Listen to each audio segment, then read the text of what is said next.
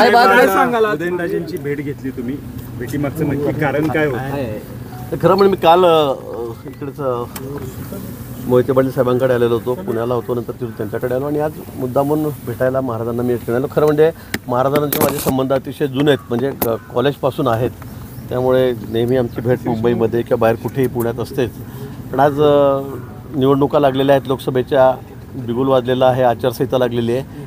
म्हणून महाराजांचं याचा आम्हाला पुरेपूर फायदा झाला पाहिजे, त्यांचा उपयोग करून घेतला पाहिजे. आणि म्हणून प्रचाराचं पुढचं काय आमचं महाराजांचं त्यात योगदान राहील, महाराजांचा उपयोग जास्तीत जास्त ठिकाणी कुठे करून घेतील. कारण आपल्याला कल्पना आहे महाराजांचा एक नावलौकिक आहे, त्यांच्या नावाचं एक वलय आहे आणि म्हणून त्याचा जास्तीत जास्त मतदानासाठी प्रचारासाठी कसा उपयोग करता येईल यावरही आम्ही त्या ठिकाणी चर्चा केली.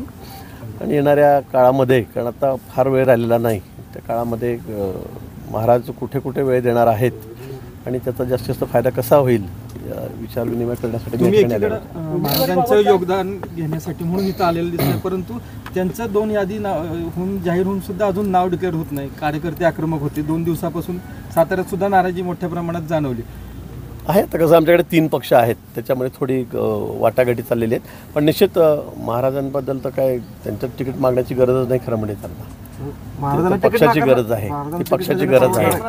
नाकारण्याचा प्रश्नच नाही आहे कुठे. महाराजांचं तिकीट नाकारण्याचा विषयच नाही आहे. महाराजांना तिकीट मागण्याची गरज नाही. खरं म्हणजे तिथे आमची गरज आहे त्यांना तिकीट देणं. पण मला वाटतं की 3 पक्षामध्ये थोडी पश्चिम महाराष्ट्रात जास्त ताणाताणी सुरू झालेल्या आहेत आणि त्यामुळे वाटाघाटीमध्ये थोडंसं आता चर्चा सुरू आहे.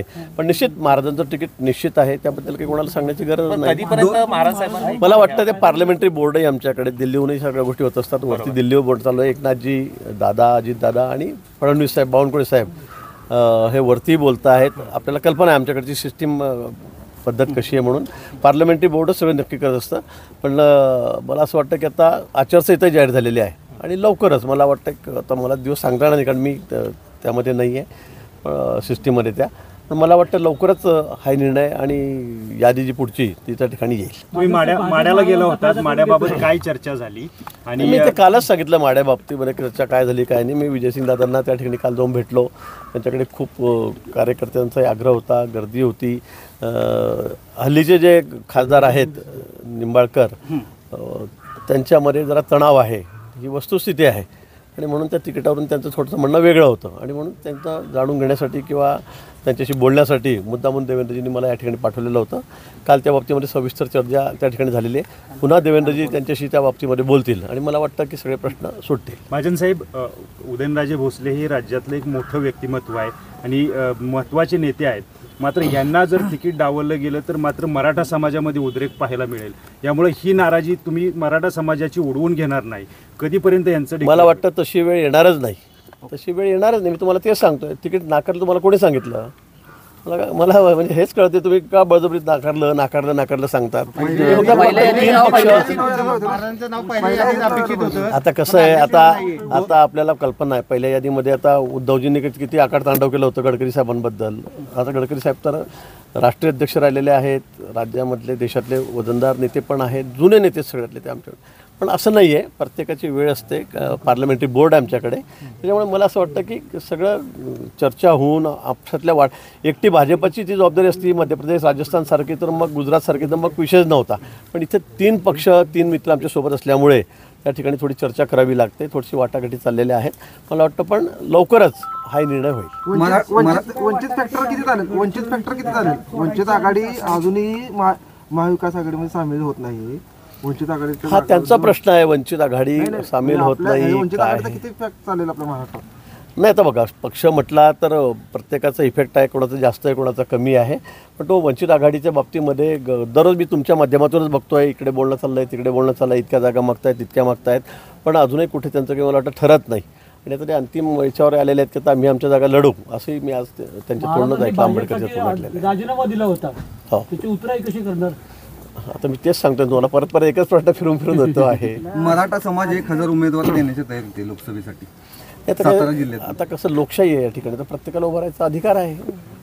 कोणी फॉर्म भरू शकतो, 1,000 काय अजून जास्त भरू शकतात, कोणाला कोणा अडतं. जो निकष पूर्ण करेल, कागदपत्र पेपर वगैरे बरोबर देईल, तर सगळ्यांना उमेदवारी मिळू शकते. चर्चेसाठी शिवेंद्रराजेंच्याकडे जाणार आहेत का? चर्चेसाठी नाही, शिवेंद्रराजे अजून तरी तसं काही ठरलं नाही किंवा माझं त्यांचं बोलणं झालेलं नाही.